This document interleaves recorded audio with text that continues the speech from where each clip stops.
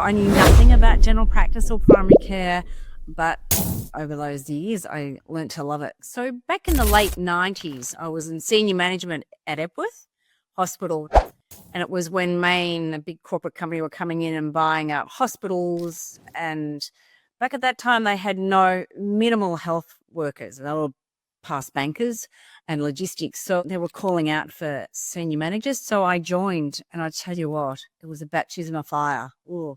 So the first 6 months were a real eye-opener. So I guess I believed in myself. Don't worry, it's been up and down since then. So I knew it was a risk, but a risk I was ready to take, yeah.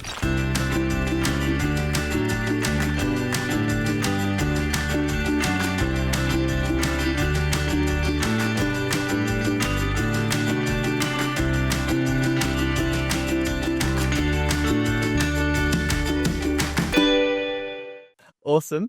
Hey, so Cass, I think we'll jump straight into it. I'd love to hear how you started your journey into ownership. Just take us through where you started and where you're at today. Yeah, sure. Well, as you know, I'm a non-GP owner. My background's nursing. So back in the late 90s, I was in senior management at Epworth Hospital. And it was when Maine, a big corporate company, were coming in and buying up hospitals, pathology, radiology, and medical centres. And back at that time, they had minimal health workers. They were past bankers and logistics. So they were calling out for senior managers. So I'd had enough. I was there, as I say, at Epworth, and I'd been in, hospital setting and acute setting for, 20 odd years of my nursing, and in management for probably the last 10. So yeah, they called out and I joined, and I tell you what, it was a baptism of fire. Ooh. So the first 6 months were a real eye-opener. So I joined the medical centre team, and by the end of it, I ended up running the Operations Victoria, which was about 20 clinics. And so I knew nothing about general practice or primary care, but over those years, I learnt to love it. So yeah, over time then I had children and things changed, and I moved on from there with kids. And then I went to another small corporate group, again in an operational role, building up their practices. And it was really interesting because some of those practices that had come on early, some were delayed. And so I came in initially to cut costs and use my operational background, and ended up staying there, managing them all, and GP recruitment. And then sadly, they decided to sell to corporate, and I thought I don't want to go to corporate. So I worked with somebody else who, again, I did a similar thing. They had 4 or 5 practices and then acquired about 20 skin practices nationally. So I managed them. And then they sold to HealthScope, and it was to go with HealthScope. And I just said, I'm done. I'm done with corporate. It's time I did it on my own. So it took me 6 months to find. I sort of worked with networks that I had, like pathology liaison officers and a few brokers. And in 2016, probably actually end of 2015, I found Forest Hill Family Clinic. So yes, when I went there, it looked dreadful. Like it was really unloved and had been run down. And the owner that I was dealing with had really, I don't know how, yes, I actually do know how, was not great. And over 7 years of their ownership, had lost 8 doctors. So I was buying a clinic. I was looking at this clinic thinking, it's a great location. It's purpose-built. It's big, 7 rooms.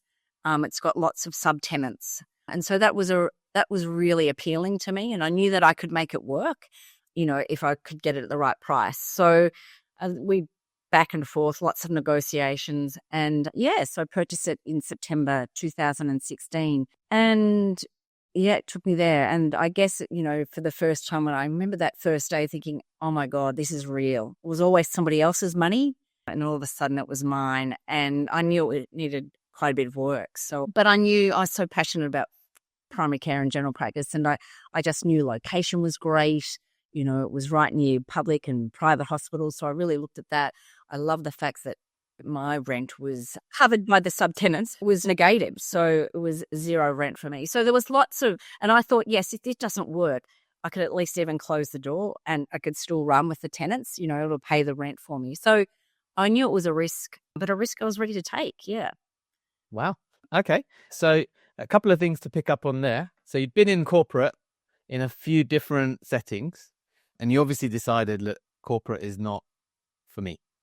And so what was it most that motivated you to be your own boss? I was sick of working for somebody else, and I just knew that I had the skills and the passion. So I knew that, and I didn't want to be working for somebody else. And in corporate, that was the monthly expectations, KPIs. And again, don't get me wrong, I think that's important, really need it. But it was sometimes it just missed that personal side to it. And I think that's one of my real skills is, a personal building relationships and building a culture. And I thought I can do this on my own. So, and I just said, it's my time. It's now or never. So, I guess I believed in myself, don't worry, it's been up and down since then. And so I just thought, no, I've just done. I cannot work for anybody else. This is something that I know that I can do really well. I've got proven record and I'm going to do it for myself. And also thinking long term, this is my, down the track when I retire, setting up something for me rather than being someone else's lackey. Nice. And so it was probably, management by spreadsheets versus numbers are important, plus we need to have the right culture as well.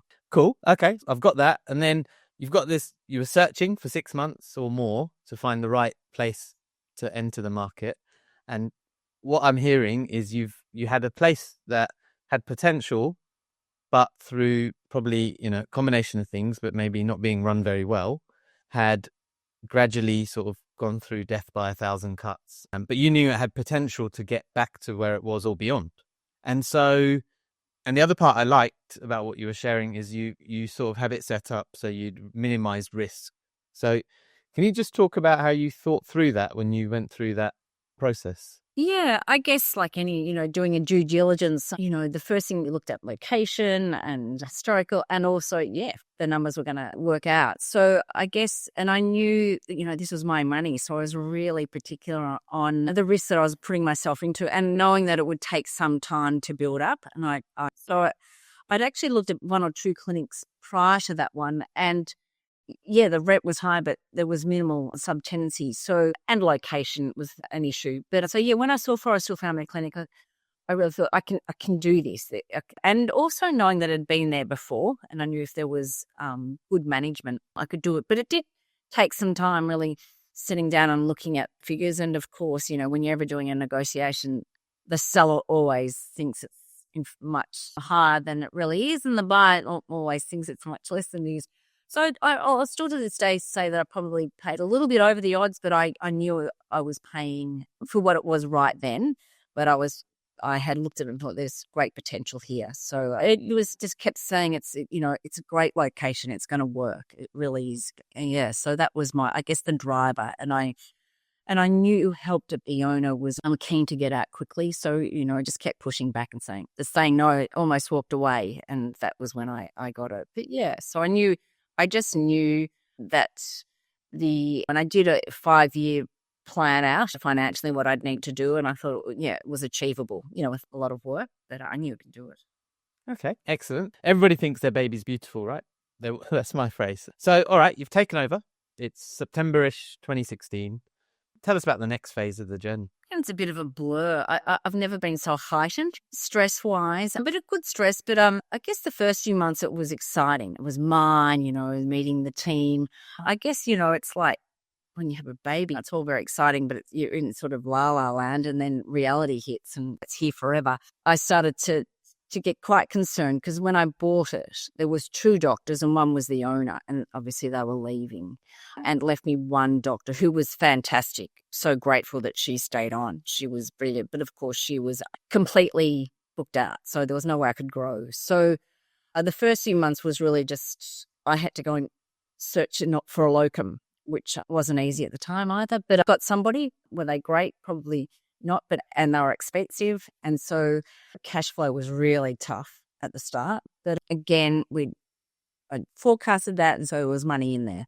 So it was really, what I did was really, the first thing was make it look pretty. It was really ugly on the outside. There was lots of different buildings. They'd pulled out all the different signage, They had pulled out all the garden. And so we thought it's just got to look good, first impressions. So had the building painted, garden put in. first and foremost, and then worked with the new team, who all stayed on after the old owners left, and I think it was a breath of fresh air for them. There was someone that was listening and actually supporting them. So the team was great. I think the most challenging was that I was trying to grow this business, but I didn't have a lot of capacity to do that.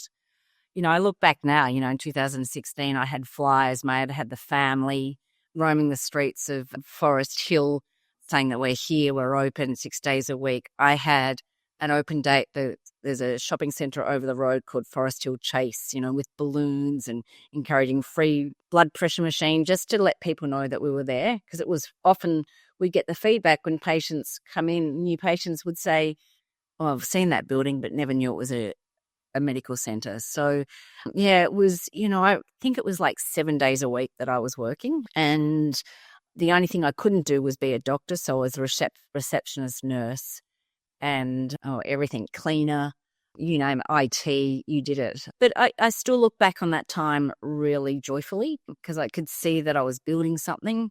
I had the locum there for 6 months and that grew momentum a little bit. And then fortunately from there, I recruited a GP who was fantastic and still there. So I grew in the first year, went from 1 to 2. And then, so subsequently, now I'm at 7 GPs. But that first year was really tough. You're just so focused on just making sure that patients are happy, staff are happy, and there's money in the bank. I remember just never moved money so much, not paid things for a little while, never too late, never a bad debtor. But the first year, or the first 2 years, it was really tough financially. But I knew that during the forecast, I knew one more doctor would be okay, and then 2. So, and here we are 8 years later. But that first year was really hard. All I can say is thank God COVID didn't hit around that time.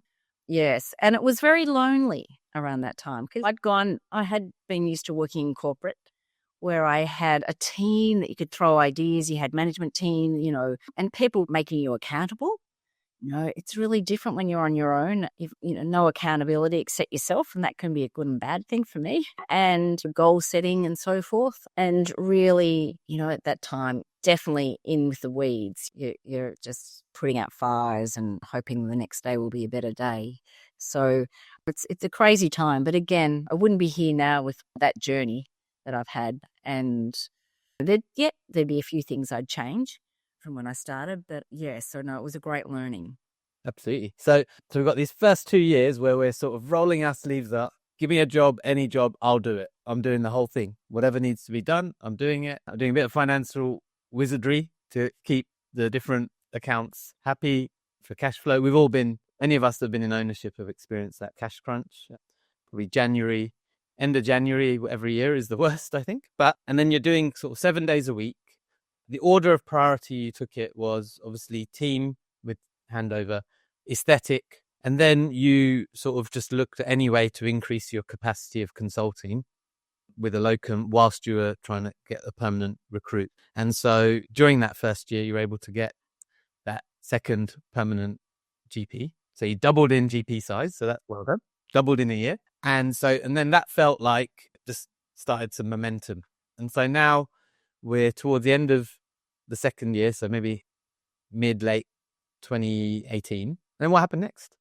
So then I started thinking, well, I'm finding it really hard to recruit and not so much, well, it was hard, but I also thought, it's so hard to get patients to build. Like you bring someone new in, then you're getting them utilized is tricky. So I worked really hard. I just put letters out. I went to every clinic introducing myself because my goal was to acquire and merge. That was my plan. So I targeted all these small clinics and I negotiated with one. I was probably about a week too late. They started negotiating with another buyer and yes, so I missed they signed, but I kept in touch because I heard that they didn't love the new owner. So I just kept sending, coffee. And in the end, I ended up getting one of the doctors from there about just after that second year. And was fantastic. He is still there, but one works 6.5 days a week and probably works 8 if you really count down the hours. So, and he brought an extraordinary amount of patients. So that was pure gold. A lot of work. I did send a lot of letters and a lot of meetings. I would have hoped to have had a few more that I could acquire and merge in, which I'd done previously. So so that was a game changer. So with that, the problem was that he was a bulk billing doctor and we were a mixed billing, but I gave an undertaking, said you can continue bulk billing for a year and then we'll relook at it. So again, I had to be flexible. I just knew once he got in and saw what we could provide, moving him to mixed billing would be not that hard. I underestimated that, but getting there. But that again was a game changer, and it's like anything. When you've got volume, it's easier for them to be able to recruit too, because people look at it and go, "Wow, am I going to be busy?" And look, can I see your utilization? So I found that was really challenging at the start. But once you started getting momentum, and then I guess I got another doctor. I got to 4 doctors in about the 3rd year. And then it did, I think COVID started hitting and it sort of stagnated a little bit. No one's going to move in those situations. But it took me for about 4 years. I got to my 5th GP and maintained that till just recently, actually. No, I also put on a lovely Scottish doctor, but he had to go home. So that was my only one that I've recruited and lost due to relocating. But yes, so even though it was hard, it was just that it all came in at the right time. And so after that, there was a GP that joined me who was a good friend of a current GP. So that was word of mouth, and she's still there. They used to work together in a past life. And it's just taken me a little while to recruit 2 more through just a recruitment strategy that I use with my coaching group, Scale My Clinic, which has just been a game changer. So I sort of struggled there for a while. But I reflect, I probably wasn't doing it well. You get out what you put in. And I think my recruitment strategy was a bit lackluster. And and I probably let that go for a while. I thought, we're doing okay. But it's really amazing. When you put the effort in, it pays off. Absolutely. So what I'm hearing in this little phase is you were getting out there. You were knocking on doors, sending letters, like you weren't being shy about the effort you were putting in to grow, and in your mind it was, I was going to acquire and merge. So maybe smaller practices, solo GPs around somewhere within, a distance of me that would maybe just want out of their setting and come join to mine. Is that right? Yeah. And then the bit I think that won it for you was the fortune is in the follow-up, that you'd done it before in your corporate world, and so you knew you just keep following up again and again and again, and at some point the domino might fall. Correct. I was just like a little nippy dog. I just kept going, and just as I say, I knew he was unhappy, and I just thought if he gets to know me, gets to know my personality, and I kept just saying, "This is what we're doing. This is great." Yeah, and I just kept going and just checked in every little bit, an email, until one day, yes, I got a call. I'm out. And so, I just find you have to be consistent, and also you follow up. You just, you can't rest on your laurels, especially in general practice. Yeah, you've just got to keep at it. So perseverance. Yeah. And all it needs is, I remember when I moved to Australia, I'd been talking to my wife for years. And then one day she came home from a bad day at work and she said, "All right, let's do it." And it's that thing. If the question comes at the right moment, or the contact comes at the right moment, then some magic happens. And I think that's similar to when Michael, the doctor that I recruited, I think he had a really bad day with the new owner and just let him done. And I just happened to say, "Let's do a coffee tomorrow." And it was just all in the timing. But, and also, and I connected with his practice manager, who I knew he had been worked with for a long time. So I worked a lot with her to help me get in the front door. So she was great too. But you've just got to work out who you should target. Absolutely. Okay, so I've got that. And then you mentioned somewhere in the middle you felt lonely and you needed some accountability. It can be a lonely journey as an owner. Talk us through that. Yeah, I guess I've always been, in nursing. We've got your camaraderie, even starting nursing, and I trained at a hospital, so I was always surrounded by a team, and then, nurse management, and then all those clinics that I worked to, the corporate companies I worked for, there was always someone there. And not that I need it. It's just great to have a sounding board. And it was really lonely. As much as my team were lovely, I couldn't share that, I'd had a really crappy day, or I'd accidentally paid the doctor's wages into a supplier, and I had no more money had to use my own account to pay back because things were tight. Those things, and just even running ideas, and you feed off others to get ideas. So I was missing that, and often you'd second guess yourself sometimes. And when I got stressed, I started thinking, "Oh, is this for me?" A bit of a imposter syndrome would step in. So yes, it really was a game changer. It really was. And when I joined Scale My Clinic for the coaching as well from you and Todd and the team, but also the network of people that are there going through the same thing. I think that's the hardest thing. And I am, like many of us, my hardest critic. Like I'm thinking, what am I doing wrong? This is crazy. I'm hopeless or got to do something else. It was just warming to hear that others are going through really similar issues, and then you can share, or a problem shared. There's lots to be gained. So that's one thing I found really, really tough, really, really. And the other thing is too, is I work really well with goals, personally and sporting. If I'm running marathon, I have to set a goal. Otherwise, I'm sort of, if you say to me, do something next week, go, okay, yeah, I'll do it. Or sometime I'll get around to it. But if I'm set a goal, I really respond well for it. And I had no one doing that for me. I had it for myself a little bit. So I knew what I had to do and nothing was getting out of control. But just to challenge me to do a few other things or focus on certain projects. It's nice if you've got someone else supporting you or encouraging you. And I really miss that. Absolutely. And so I think I'm interested to talk a bit about imposter syndrome or feeling like running away and being our own harshest critic, because I think many of us who are owners, have been owners, or in business would identify with that. Maybe it would be interesting just to hear about how that showed up for you, and also how you've sort of overcome that in the environment you're now in. Yeah, that's an interesting question. Yeah, I don't think I'll ever get over it totally, but I think I've always had a bit of self-doubt. I think it's inbred. I actually must admit I am definitely better in the last few years of business ownership. But I think also at times, because I wasn't a GP owner, I was a non-GP owner, I felt at times a bit of imposter syndrome or just not quite good enough.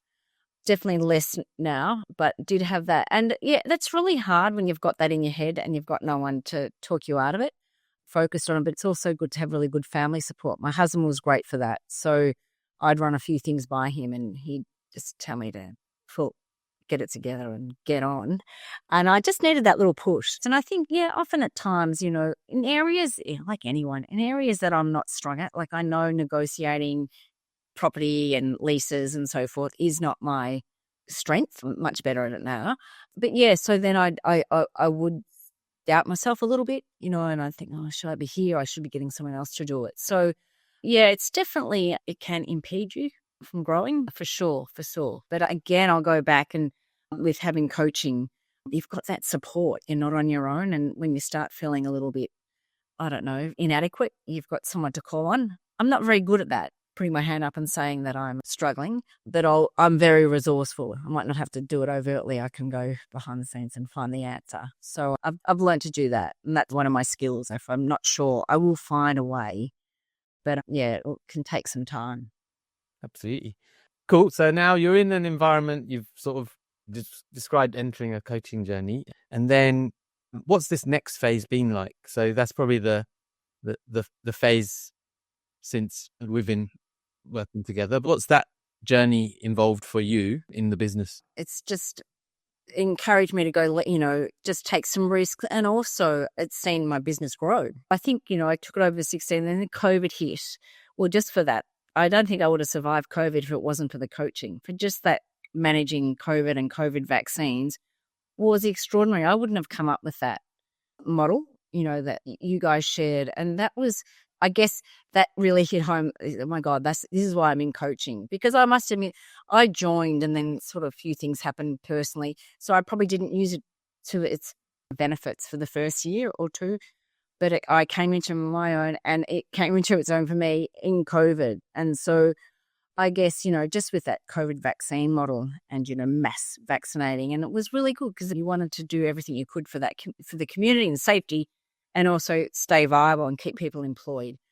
So that was a game changer. And I think since then, it's given me the opportunity to gain insight and ideas and support in scaling up. And that's what I always wanted to do. When I first took over, and when I first came into it, I always thought I had at least 2 to 4 clinics. Not quite where, I'm one now, but what helped me even to look at what's currently going on in the one clinic. I was looking for a while. I need another one. I'm so bored because I love growing things and I love challenges. But what the coaching has done is, just look at what you got. There's so much growth within my clinic still. I just noticed that following the coaching with the GP recruitment, I had 6 applicants. I haven't had that ever unless there was a recruitment agent involved. But yeah, so it's just elevated my clinic. I wouldn't be where I am now, certainly not without coaching. And I wouldn't have that excitement still, I don't think, the insight to know that I've still got a lot more growth. It's encouraged me to think outside the square a little bit, because I was always just thinking, just get doctors in and revenue and so, but potentially looking at other business within the clinic rather than necessarily looking to buy another clinic, because I'm not sure I'm ready to do that now. I'm getting old. But no, if an opportunity came up, I would. But yeah, so it's definitely been the whole idea for me to get coaching was to scale up. And that's what it's been all about. So absolutely, my revenue, and particularly I can see that this year, again, it sort of went like this for a while. It's, starting to go back up. And that's, having coaching and implementing and the ideas and the projects that coaching provides you. So, I wouldn't be where I am without coaching, and that's in all sincerity. Yeah, I wouldn't enjoy it as much, because I think I probably would find, and don't worry, it still happens, that I'd be more in the trenches rather than, on the business. I definitely did a lot of that without coaching. Don't worry, it still happens, but less and less. But yes, it definitely, and it's given me confidence. I don't feel like an imposter anymore. I can do just as well or even better of some GP owners. So I think, I always had a little bit, if only I was a GP owner, but GP. But yeah, so no, definitely I've grown personally and definitely more confident, and my business has thrived, and don't worry, it's got a long way to go. It's definitely going the right direction, and I enjoy it. I love it. Absolutely. And so I might just pick up that point about recruitment, because that's a common thing that other owners struggle with, recruitment. And it may have felt, like you said, in hindsight, you hadn't been doing a great deal in that regard. But sometimes the facts might state we're not doing a great deal, but it might feel like we've done a lot for recruitment and nothing's happening.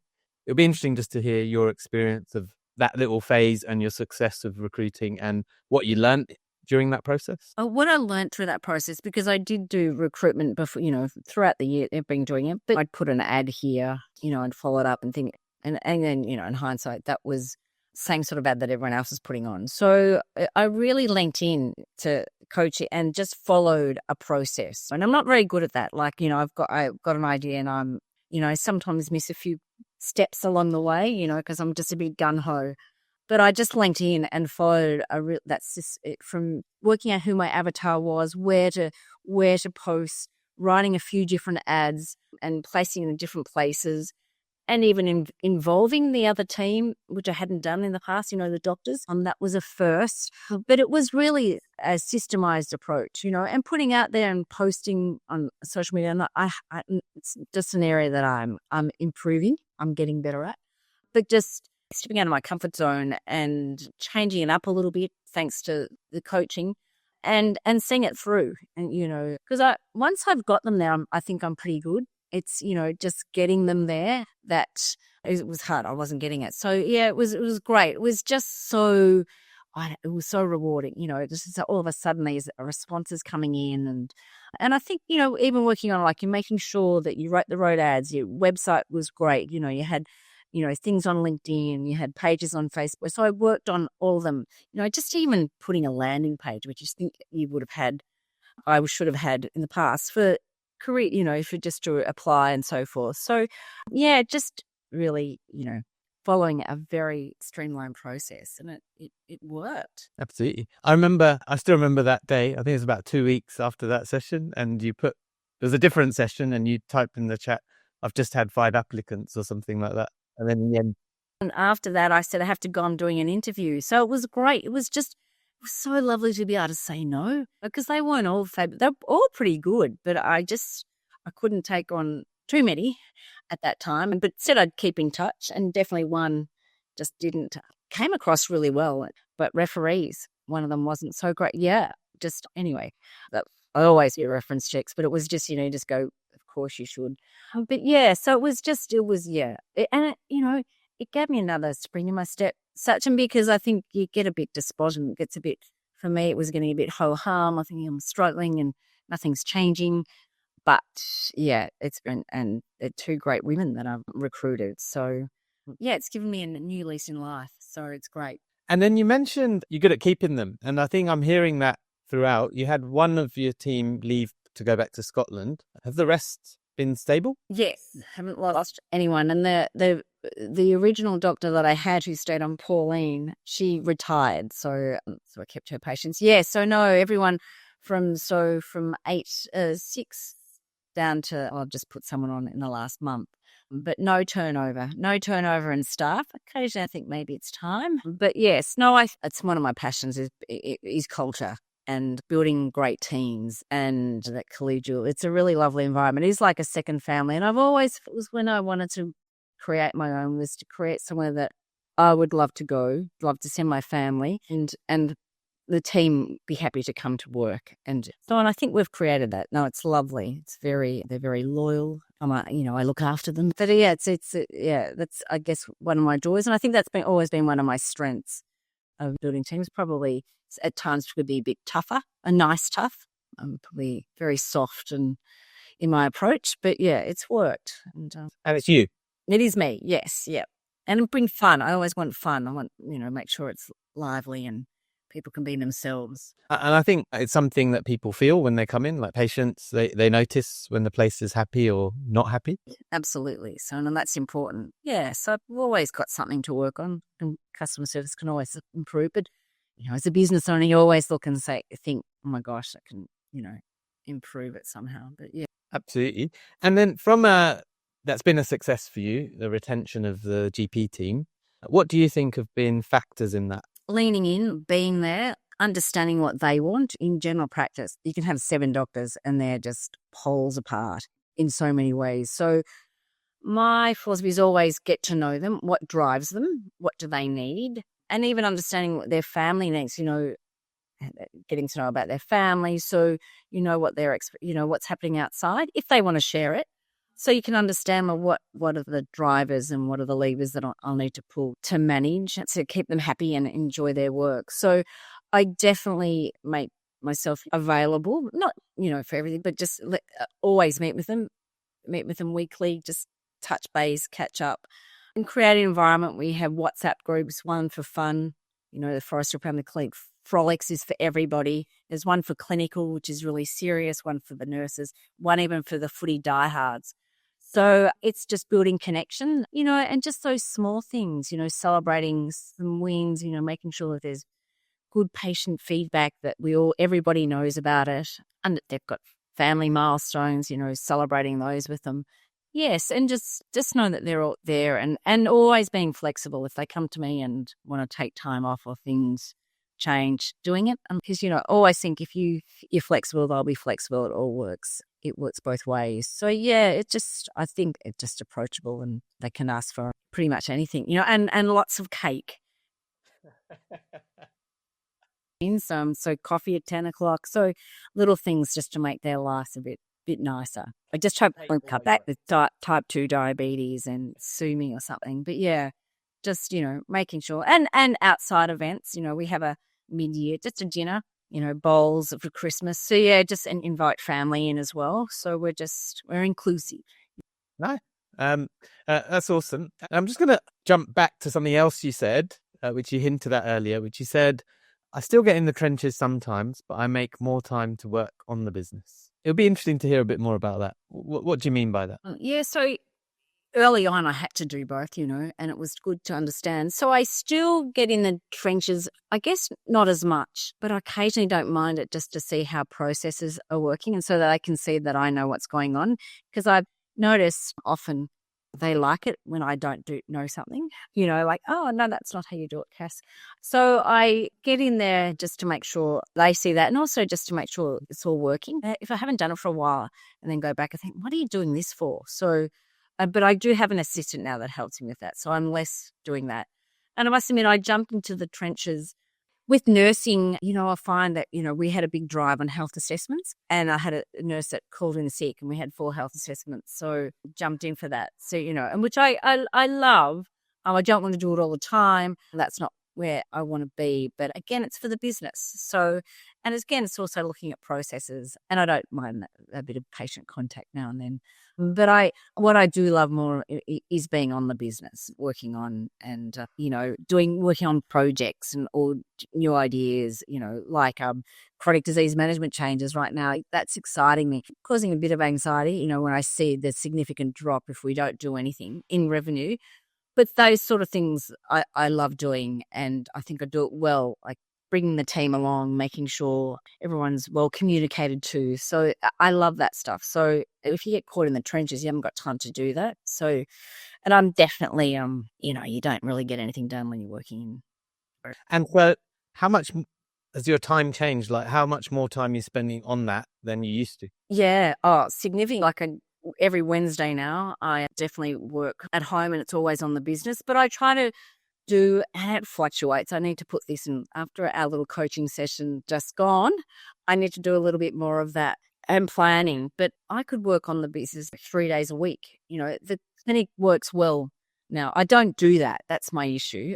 It's still an area that I need some coaching on. I definitely, the plan, especially next year, because I do shorter hours. This is what ownership has been great for. I can be flexible with my hours. So my working day is quite short. So I do a bit of work after hours, but the plan would be, at least 2 days on the business, 1 day for myself. And I'm nearly there. That'll be next year. And they're still working on the business, but it being in the clinic 3 days a week, but not right in the trenches, just keeping an eye on things. Nice. And so you mentioned you've done a lot more on projects, and you've, been more focused on that over the last few years. Like what improvement or projects that you've done are you either like super proud of or that have had the biggest impact? Chronic disease management, I guess, being a nurse has been great, but we have a really high, like most clinics, but a significant older population and a significantly high population of chronic disease, patients with chronic disease. And our chronic disease management was really ad hoc. If I would work with the nurses for a little bit, it would be great, and then it would just drop off. So I can't even remember now. I think about a year or 2 years ago, I really again stepped up and we changed our processes in looking at opportunities when patients came in that's the other great thing as an owner, you've got to use the data that's there with you. So that's been great. And we worked really hard and slowly, just bit by bit, but, moved from about a 9% of revenue, and we did get up to 30% revenue of CDM. It's dropped back a little bit again. When we lost a nurse who was really, really unwell. I mean, she's back now, part-time, and another one that had changes with childcare. So, it can go really well if you've got the resources. But we still had the system in place, so we were still doing it, but obviously with lesser personnel, less nurses. But yeah, I really love that. It was just, it's so tangible. You have a problem. We looked at it. We worked together as a team. The nurses were great and the doctors came on board. We changed a few things around, and then you could just see it growing and, and just seeing everybody else looking excited about it when their books were full. So nurse utilization increased, and the great thing is patient outcomes too, and patients loved it. So that was great. And then I guess the next project was, I sort of saw that dropping off, doing pretty well, and then thought the percentage of chronic disease management is dropping off. So we then targeted health assessments, and that's been a game changer. That's increased our revenue. So that's been a great just putting that project. It was all about buying it from everybody. We had a reception doing a script to get patients involved, the doctors and the nurses. So it was actually really lovely. I think it was nice to see that it was a collaborative approach. It just wasn't me saying this is a good idea and let's go for it, because it's never sustainable. So that's a practice. What else have I done? Just implementing an infusion clinic. That's been great. Still got some growth there. And now looking at a women's health project, a clinic with 2 of the new doctors that are particular in menopause and fertility. So again, that's where coaching's been great, and reaching out to people that have done it elsewhere. It's been great to tap into their expertise. So that's been great. What else have I done? I feel like it's good when you sit down and think, what have I done? Because as a business owner, as you know, you focus on what you haven't achieved. I should be here and I'm not. But yeah, and just even small things, just even implementing data. And again, you guys and having coaching, knowing what's out there, being connected with other people in the industry that can assist us. And so, things like Cubico has been a game changer, and having HR support, lots of things that you probably wouldn't do if you were just a standalone on your GP clinic owner. Definitely, I've tapped into all of those and definitely helped improve in lots of areas and help run projects. Trying to think what else I've done. COVID again, that was extraordinary. That was massive. It was really good. And, most clinics were saying they're struggling, and because of your coaching support, the resources, what we could achieve over that time. I don't really want to do it again, but I'm with you. but it was amazing what we could achieve so quickly. Yeah. So from stream decks, and it was great. It was great. Yeah. So and still lots. So I keep thinking, what else now? I'm actually my projects. And you always think you don't need a bigger project. Like my project is really implementing AI. Well, for those doctors that want it, and just focusing on what we're missing out on the business right now. And that's my optimizing where you're at. Yes. Yeah. Yeah. Cool. And so say I gave you a time machine, I opened the door, you walked in, and you were able to go back to have a chat with Cass version 2016. What would you say to her? Don't do it. No, not at all. Not at all. Love it.